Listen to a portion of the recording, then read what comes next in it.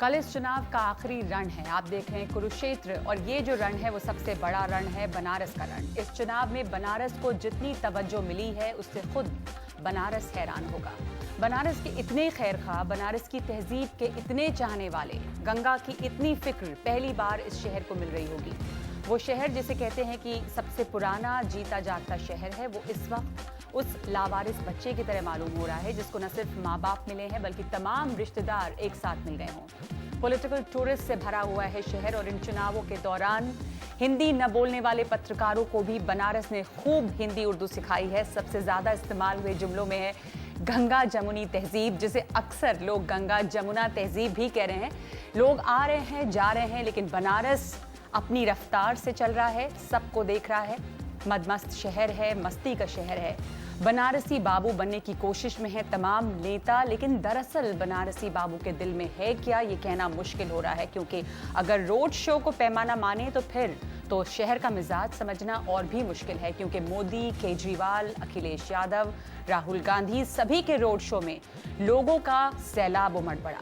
आपने अब तक सैकड़ों बार पिछले चंद दिनों में सुना होगा कि बनारस गंगा जमुनी तहजीब का शहर है, और मैं इसे दोहरा रही हूं कि इस भाईचारे के शहर में इस दफा खास तौर पर बंटवारे के साए में सियासत हो रही है।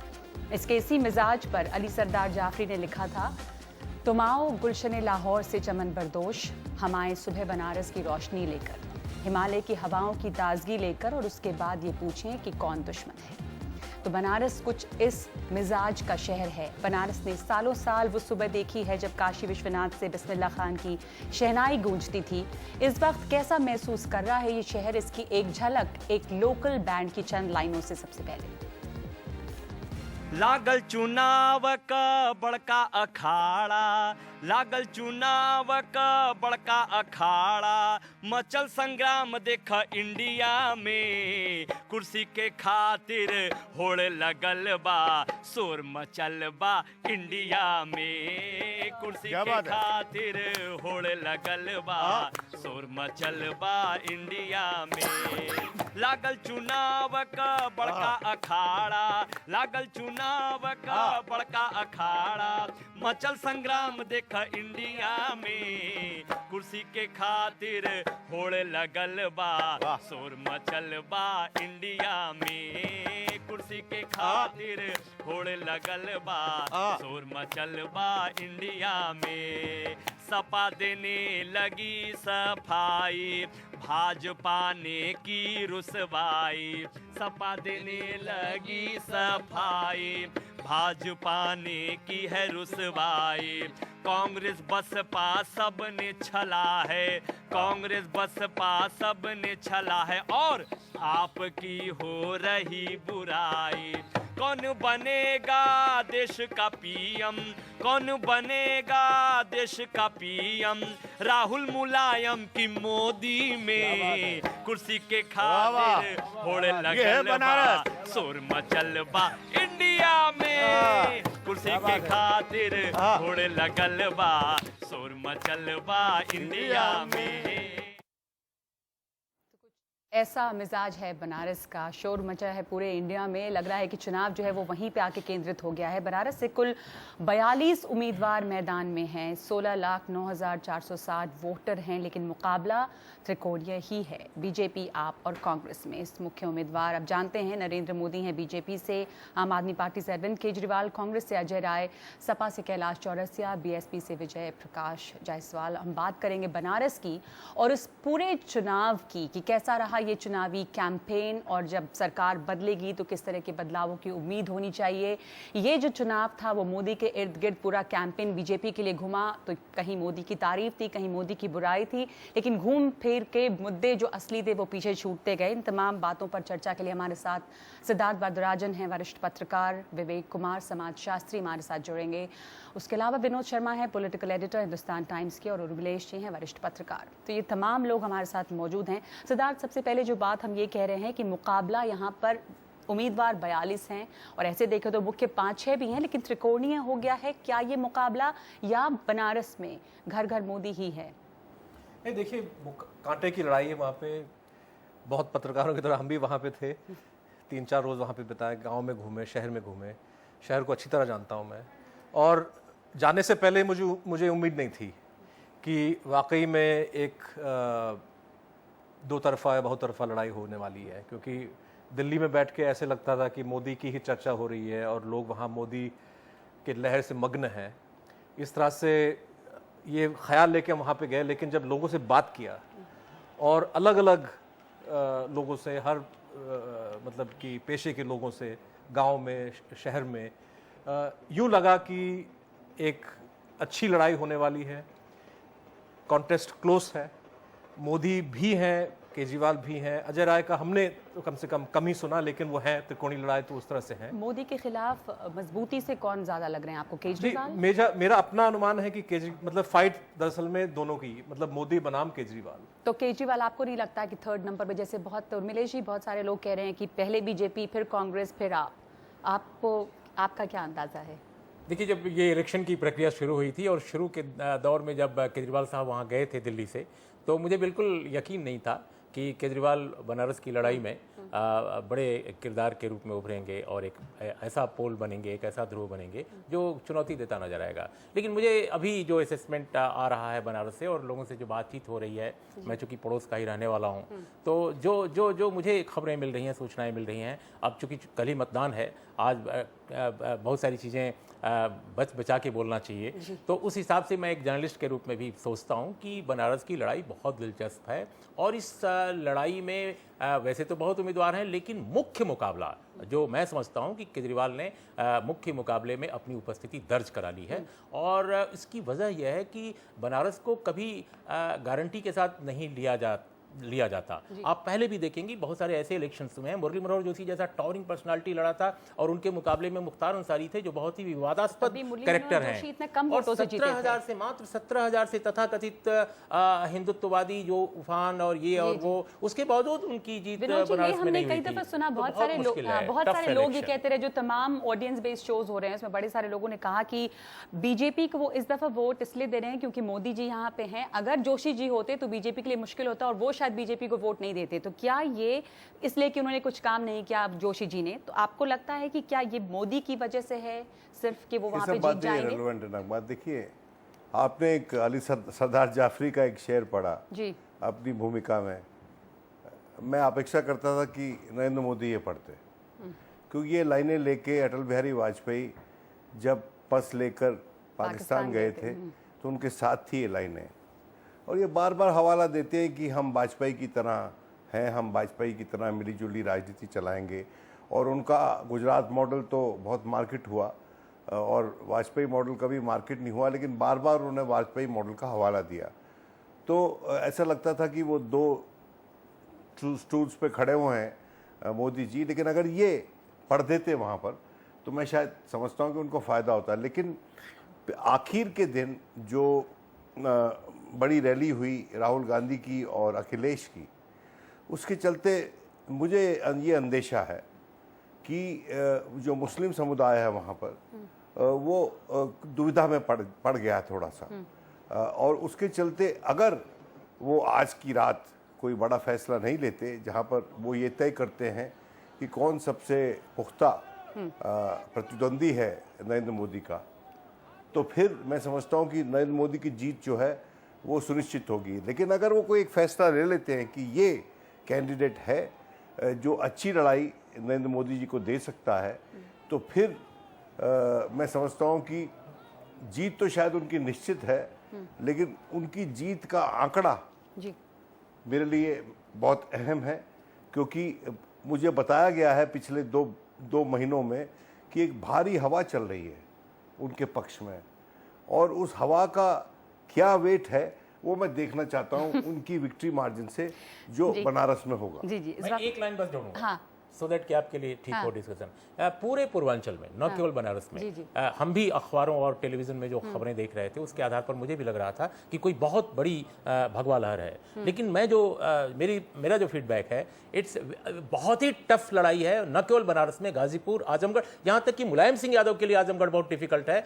बलिया की लड़ाई पूर्वांचल में देवरिया, हर जगह महाराज, हर जगह लड़ाई बहुत टफ है और कोई ये नहीं कह सकता कि वो बिल्कुल चुनाव तो जीत रहा है। तमाम बड़े चुनाव कैंडिडेट, जीतता कोई नजर नहीं आ रहा है, तमाम बड़े सभी लड़ते कैंडिडेट्स के नजर लिए आ रहे मुश्किल हैं। है। सब सभी तमाम बड़े लड़ते नजर आ कैंडिडेट्स रहे के लिए हैं। मुश्किल है। इवन बनारस में नरेंद्र मोदी जी, नरेंद्र मोदी के लिए मुश्किल है, मुलायम सिंह के लिए सबके लिए, मुश्किल है। सबके लिए। एक बात छोटी सी और कहना चाहता हूं कि नरेंद्र मोदी जी मान लिया कि चैंपियन है, लेकिन वो जिस तरह से जो प्रहार हुए इलेक्शन कमीशन पे भारतीय जनता पार्टी के द्वारा बनारस से, तो जीता हुआ खिलाड़ी तो अंपायर को ललकारता नहीं है, जो आसानी से जीत रहा ये हो। बात लगातार So he looked उठाई like गई a है। he ये looked बात like a उठाई गई है कि अंग्रेजी में बीजेपी सिद्धार्थ petulant की बीजेपी McEnroe घबरा than a गई है, इसलिए champion कर रही है। McEnroe. लेकिन जैसे बेनिया बागमन को रैली नहीं करने दी गई, बाकी दोनों कैंडिडेट्स वहां से गुजरे, तो बीजेपी का मुद्दा उठाना वाजिब था, लाजमी भी था कि वो उठाएगी इस मुद्दे को। अब इलेक्शन कमीशन की ओर से सफाया हो चुका मिल गया है। मुझे लगता है कि रोड शो को एक रैली के साथ उस तरह से कंपेयर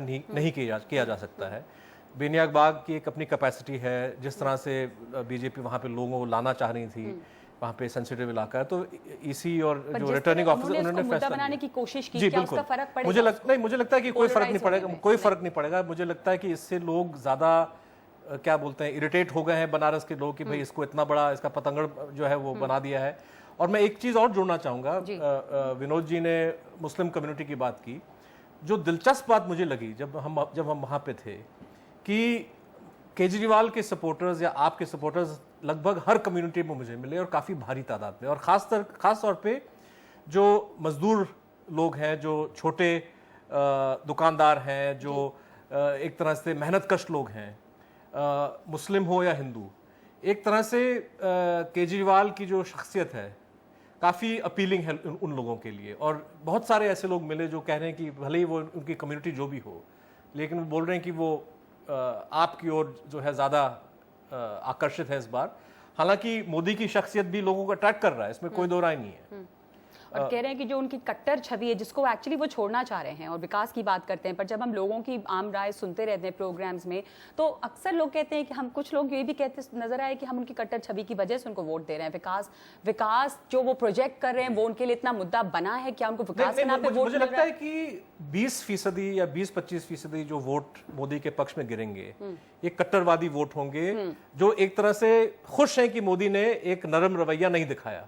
लेकिन जो बाकी जो लोग हैं उनको आकर्षित करने के लिए डेवलपमेंट की बात की जा रही है। बिल्कुल। और हमारे साथ अखिलेश इस वक्त जुड़ रहे हैं, विवेक कुमार भी हमारे साथ है। मैं पहले अखिलेश के पास चलती हूँ, बनारस में मौजूद है अखिलेश। यहाँ जो स्टूडियो में हम चर्चा कर रहे हैं, एक ये भी विनोद जी ने भी बात उठाई थी कि जो मुसलमान वोटर हैं उनका एकजुट होना, या मोदी के खिलाफ सबसे मजबूत कौन दावेदार है, प्रतिद्वंदी कौन है, अगर वो एकजुट होकर वो फैसला करते हैं वोट देने का, तब तो कोई बात बनेगी। क्या ये होता वहां पे नजर आया है, इस तरह से कुछ पोलराइज हुई है? क्योंकि मुसलमान अच्छी आबादी है उनकी, वहां पे लगभग 3 लाख वोट हैं, बुनकर हैं तमाम जो वहां पे हैं, और उनका वोट माने रखता है। तो वो आइडेंटिफाई कर पाए हैं अपना कैंडिडेट मोदी के खिलाफ? कौन मजबूत दावेदार वहां नजर आ रहा है आपको? देखिए, जो अलग अलग तरह की बातें की जा रही, मैं काफ़ी देर से सुन रहा था, लेकिन आप यहाँ पर ये बात ध्यान रखिएगा कि 2009 के चुनाव में मुख्तार अंसारी यहाँ पर चुनाव में खड़े हुए थे, जिन्होंने कि मुरली मनोहर जोशी को कड़ी टक्कर दी थी। और आखिरी वक्त पर अगर अजय राय ने इस बात का एहसास किया था और घूम घूम कर अगर जोशी के पक्ष में अपने समर्थकों को वोट देने के लिए ना कहा होता, तो शायद मुख्तार अंसारी पिछले चुनाव में यहाँ से जीतते, ना कि मुरली मनोहर जोशी जीतते। वही मुख्तार अंसारी जो जेल में बंद है, चाहे उन्हें 1-2 दिन के लिए पैरोल मिला हो, बाहर आए वो प्रचार करने के लिए, लेकिन उनकी ओर से बिल्कुल साफ साफ अपील यहाँ के मुसलमान वोटरों के लिए की गई है कि वो तमाम लोग अजय राय को वोट दें। ये अपने आप में राजनीति में एक बड़ी दिलचस्प बात है, क्योंकि अजय राय और मुख्तार अंसारी दोनों की यहाँ पर कट्टर दुश्मनी है। दोनों ही एक दूसरे के खिलाफ कह सकते हैं कि ये टर्फ है जिसपे कि कब्जा करने के लिए उनकी लड़ाई चलती रहती है। लेकिन इसके बावजूद इस राजनीति में मोदी ने लगता है कि इन दोनों को एक साथ ला करके खड़ा कर दिया है। तो इसलिए जहाँ तक मुसलमान वोटों का सवाल है, मुख्तार अंसारी का समर्थन मिलने के बाद ज़्यादा शक शुबे की गुंजाइश नहीं बचती है कि मुसलमान वोट अजय राय को ही मिलेगा। बड़ा तबका मिल सकता है, लेकिन ये बात ज़रूर है कि केजरीवाल ने जिस तरह से प्रचार यहाँ पर किया है, आम आदमी पार्टी के कार्यकर्ताओं ने प्रचार किया है, गाँव में जाकर के किया है, गरीब तबके में किया है, उससे मुसलमानों का एक बड़ा वोट उन्हें भी मिल सकता है। तो मुसलमानों को वोट बढ़ता हुआ दिख रहा है। एक मुश्त किसी को मिल रहा हो, ये पक्के तौर पर कह पाना मुश्किल है। नगमा जी, विवेक जी को मैं इससे पहले शामिल करना चाहूंगी। हालांकि यहाँ पे विनोद शर्मा, सिद्धार्थ दोनों इससे इत्तेफाक नहीं रख रहे हैं जो आप कह रहे हैं कि मुसलमान वोट जो है वो मुख्तार अंसारी की वजह से इधर आएगा। लेकिन विवेक जी, आपको क्या लग रहा है कि इस तरह से बनारस का चुनाव खास करके काफी कम्युनलाइज हो गया है? जो असली मुद्दे वहां के थे या जिस गंगा को सब इस्तेमाल कर रहे हैं इस दफा वोट लेने के लिए, वो तो पीछे छूट गई है, जो बुनियादी मुद्दे थे, और काफी कम्युनल लाइंस पे बटा हुआ है इस बार का चुनाव वहां पे। नहीं, बिल्कुल सही कह रहे हैं। और जैसा कि व्यक्तिवादी चुनाव हो गया है और व्यक्तिवादी के साथ साथ आपने देखा होगा कम्युनल विचारधारा ज्यादा उस पर जो है आच्छादित हो रही है। कुछ कहने के लिए बचता नहीं है बहुत कुछ, लेकिन उसके बावजूद अगर सचमुच सेकुलरिज्म की दुहाई देने वाले दल एक साथ आ जाते तो मुझे लगता है कि ज्यादा बड़ी बात होती। और सेकुलरिज्म और कम्युनिज्म की अगर लड़ाई होनी थी तो जितने दूसरे दल थे सबको बना लेना चाहिए था, और विशेषकर वह दल जो वास्तविकता में सेकंड आया था उसके कैंडिडेट को आगे कर देते। लेकिन मुझे लगता है कि मोदी से या भाजपा से लड़ने से ज्यादा लोग अपने कद और अस्तित्व के लिए लड़ाई लड़ रहे हैं। जैसे आम आदमी पार्टी के केजरीवाल हो या कांग्रेस ने अपनी जो लड़ाई लड़ रही है वह केवल अपने अस्तित्व की ज्यादा लड़ाई लड़ रहे हैं बनिस्बत की कम्युनलिज्म के खिलाफ लड़ाई लड़ने के। लेकिन सब प्रोजेक्ट सिद्धार्थ ये करने की कोशिश नहीं कर रहे हैं कि एक तरफ तो मोदी या बीजेपी के लिए ये इज्जत की लड़ाई है, लेकिन बाकी तमाम लोगों के लिए ये मोदी को हराने की लड़ाई है, चाहे वो कोई भी पार्टी के हों। बस उनका टारगेट मोदी है, बावजूद इसके इकट्ठे नहीं हो पाए हैं वो। ये देखिए, हम नहीं समझते कि इन लोगों का इकट्ठा होना कभी भी संभव था, क्योंकि ये तमाम जो पार्टियां हैं, कांग्रेस है, आप है, बसपा है, सपा है, ये सब एक तरह से दावेदार है कि उत्तर प्रदेश में हम बहुत बड़ी पार्टी हैं, सबसे बड़ी पार्टी। आप तो खैर छोटी पार्टी है, लेकिन आपके अपने राष्ट्रीय मंसूबे हैं। तो मुझे नहीं लगता है कि कोई भी पार्टी कभी भी अपने कैंडिडेट को वापस लेने के लिए तैयार होता। लेकिन जिस तरह से हम देख रहे हैं कि सपा और बसपा वहाँ पे रेस में नहीं है, और कांग्रेस ने एक तरह से कोशिश की, बल्कि मुझे ये भी लगता है कि राहुल गांधी का वहाँ पे आना एक तरह से हो सकता है कि जो आपके जो दूसरे मेहमान थे वो कह रहे थे कि मुस्लिम कम्युनिटी थोड़ा कंफ्यूज हो गया या अंसारी की वजह से। लेकिन मोटे तौर पे जो जहां तक हमने देखा, लोग वहां पे ये तर्क दे रहे थे कि अजय राय जी को ज्यादा नुकसान मिलेगा मुख्तार अंसारी के समर्थन की वजह से, क्योंकि उनकी अपनी जो कम्युनिटी है, जो भूमिहार है, वो नाराज है। जी, ये बात आ रही है कि जो भूमिहार कम्युनिटी है वो अजय राय से बिदक गई है। उनके कृष्णानंद राय, जो उनके भाई और उनकी पत्नी मोदी के स्टेज पे अभी भी नजर आई, तो जो भूमिहार कम्युनिटी है वो अलग हो गई है, तो कांग्रेस को वो वोट नहीं मिलेगा। एक बात समझिए आप, प्रोफेसर विवेक कुमार ने बहुत अच्छी बात कही है। देखिए, राजनीति जो होती है वो सिर्फ माजी की राजनीति नहीं होती है, आज की राजनीति नहीं होती है, कल की राजनीति नहीं होती है, इसका सम्मिश्रण होती है।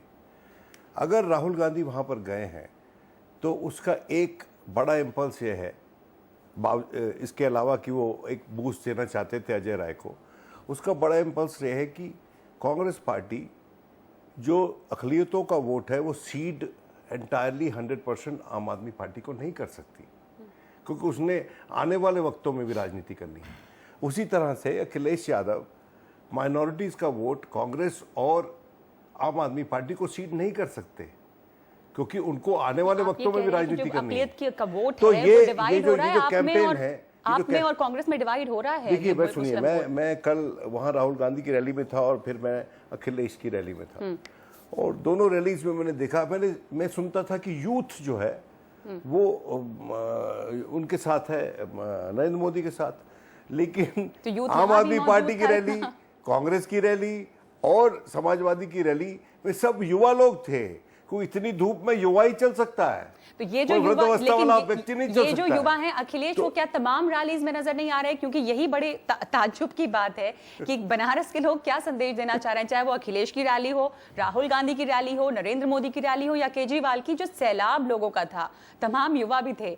तो ये जो मतदाता है वो बेवकूफ बना रहे हैं तमाम नेताओं को।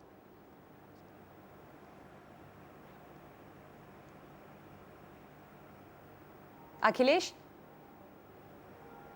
जी नगमा, आप अपना सवाल मैं कह रही हूं कि अगर जो रैलियां हैं और उसमें उमड़ी भीड़ जो है, अगर वो मापदंड या पैमाना है, तो तमाम लीडर्स की रैली में उतनी बड़ी तादाद में युवा भी आए, तमाम लोग आए, तो ये क्या दिखा रहा है कि जो रैली की भीड़ है वो जाहिर तौर पे कोई पैमाना नहीं बन सकती। बिल्कुल बिल्कुल सही बात है नगमा। मैं 24 तारीख को जब यहाँ पर नरेंद्र मोदी अपना नामांकन पत्र भरने गए थे उस दिन भी मौजूद था। 7 तारीख को जब नरेंद्र मोदी का BHU से लेकर के रथ यात्रा चौराहे तक जो उनकी यात्रा कहें, रोड शो कहें, जो भी कहें, उस वक्त भी मौजूद था। अखिलेश यादव का भी रोड शो मैंने देखा, केजरीवाल का भी देखा, राहुल गांधी का भी देखा। भीड़ के मामले में मैं कह सकता हूँ कि 24 तारीख वाला मामला बिल्कुल अलग था मोदी वाला, लेकिन उसके बाद चाहे मोदी का 7 तारीख का हो या 8 तारीख का केजरीवाल का हो या 9 तारीख का राहुल का और अखिलेश का हो, भीड़ के मामले में 19-20 ही रहे। तो ये भीड़ अगर पैमाना है तो जाहिर है कि इससे आप मतदाताओं के मूड को नहीं भांप पाएंगे। लेकिन हाँ, ये अगर आप मान करके चले कि जो लोग सड़क पर उतरते हैं क्या वो तमाम लोग वोट देने जाते हैं और क्या वो वाकई जिनके रोड शो में हिस्सा ले रहे हैं उन्हें वोट देंगे, तो मुझे लगता है कि फिर इसको आप तय कर पाना बेहद मुश्किल होगा कि ये यहाँ का नतीजा क्या होगा। लेकिन जाहिर सी बात है कि जिस तरह का समर्थन राहुल गांधी को मिला हो या फिर अखिलेश यादव को मिला हो, तो सबकी कोशिश ये रही है कि नरेंद्र मोदी के खिलाफ अपने आप को लड़ते हुए न सिर्फ दिखाएं बल्कि मेन कंटेंडर के रूप में दिखाएं।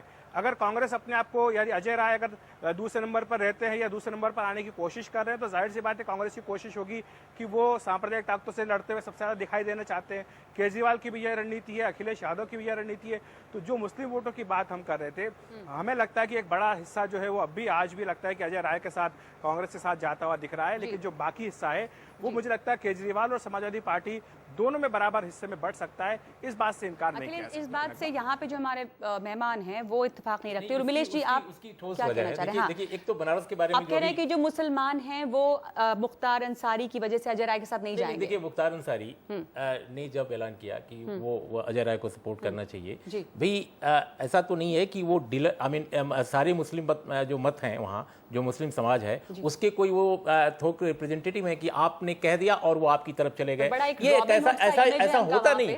ये बहुत गलतफहमी है। पूर्वी उत्तर प्रदेश में उनके भाई और वो कई बार चुनाव लड़े हैं, कई बार हारे हैं, कई बार जीते हैं। और आप ये मत भूलिए कि उनके खिलाफ ऐसे भी लोग हैं जो दलित समाज से भी, पिछड़े वर्ग से भी खड़े हो जाते हैं। आज की तारीख में अगर केजरीवाल को सपोर्ट मिल रहा है तो इसलिए नहीं मिल रहा है कि केजरीवाल दिल्ली के विफल मुख्यमंत्री हैं या 49 दिन के रहे हैं। उसकी वजह यह है कि टैक्टिकल वोटिंग बनारस में हो रही है। जो लोग नरेंद्र मोदी को जिताना चाहते हैं वो इन ब्लॉक उनको वोट देना चाहते हैं। अपर कास्ट का जो पोलराइजेशन है लगभग वो पूरी तरह मोदी के साथ है। इसके रिएक्शन में लोग ये देख रहे हैं कि भाई अगर इसको हराने वाला कौन उम्मीदवार है, तो लोगों के निगाह में पहले केजरीवाल शुरू में नहीं थे, क्योंकि लोगों का लगता था सपा बसपा यहाँ की बड़ी ताकत है। लेकिन आश्चर्यजनक है कि सपा बसपा जो पूर्वी उत्तर प्रदेश, क्या पूरे उत्तर प्रदेश की बड़ी पार्टियां हैं, उनके उम्मीदवार बहुत पीछे हो गए हैं। और उनके अपने समर्थक, जैसे मेरी जानकारी जो है, जो ओबीसीज हैं, खासकर जो यादव, इवन जो कोयरी जो हैं, जो कुर्मी जो हैं, कुर्मी लोगों में मोदी का समर्थन है। ये हम एक